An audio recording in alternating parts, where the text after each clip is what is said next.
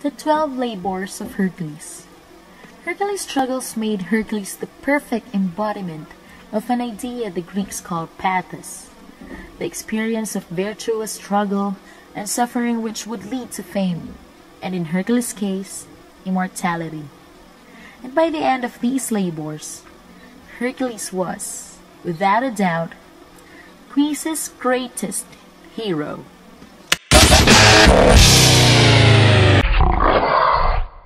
The Nemean lion, by Juno's hate urged on, Alcmena's son. At 16 years, his noble toils begun. Nemea's dreadful lion first he sought, the savage slew to Eurystheus brought. From his huge sides, his shaggy spoils he tore, around him threw, and in triumph wore.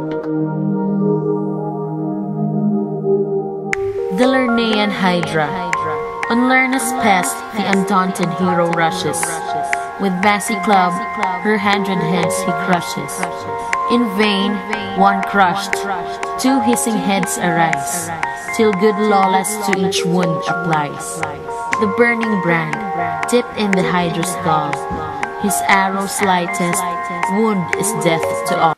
The Menelaean stag, a stag with horns of gold and feet of brass, on Menelaus bounds, over unbending grass.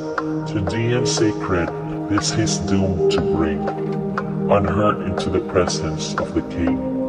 Forbid to wound, how to take a stag to fleet. A 12 months' end scars saw the task complete. The Erymanthian born.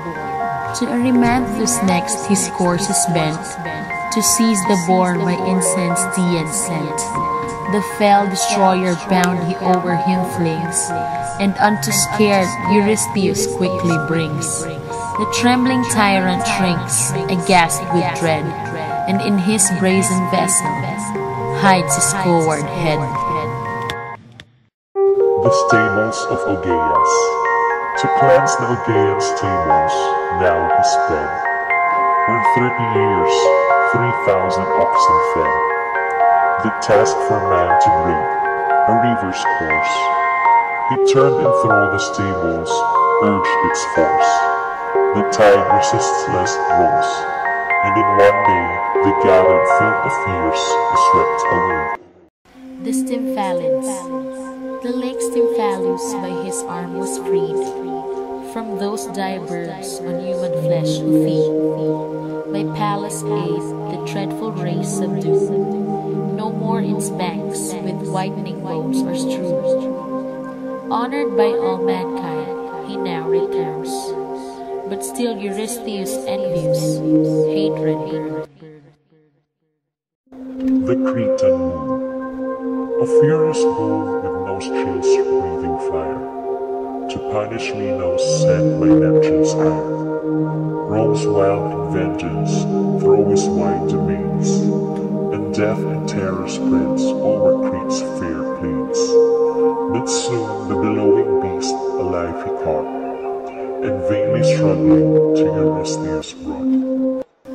Diomedes and his horses. Fell Diomed, whose horse is fat with gore, his subjects' bodies in their manger store. He next overthrew, and as old authors say, the tyrant gave to his own steeds a prey. On Mount Olympus, rent by savage beasts, no more the horses may unman their horrid feasts. The Amazon Hippon, by fate constrained Eurystheus to obey, the matchless hero now must bend his way, to gain the golden girdle which adorns the queen of Amazons who proudly scorns to yield, and in her warriors doth confide, but vanquished she becomes great Theseus' bride. Geryon, a giant king in gate swans did keep, unlike their gentle race, carnivorous sheep. The triple monster slain amidst his rocks, he left to birds of prey and seized his flocks. which by Eurystheus' order brought away, he unto Argos safely did convey. Cerberus. In fetters Hercules' fears, Cerberus died, and took him trembling from grim Pluto's side. From realms of darkness dragged away to light, the yelling monster sickened at the sight, and from his jaws the foam which fell to earth, unto the poisonous aconite gave birth. Hesperides. To crown his deeds, so wondrous and so great, upon his shoulders vast Olympus weighed. He bore, while Atlas did Apples bring, which bridal Juno gave to heaven's dread king. And now the dragon guarded Apples' wall, the godlike hero saw his lady.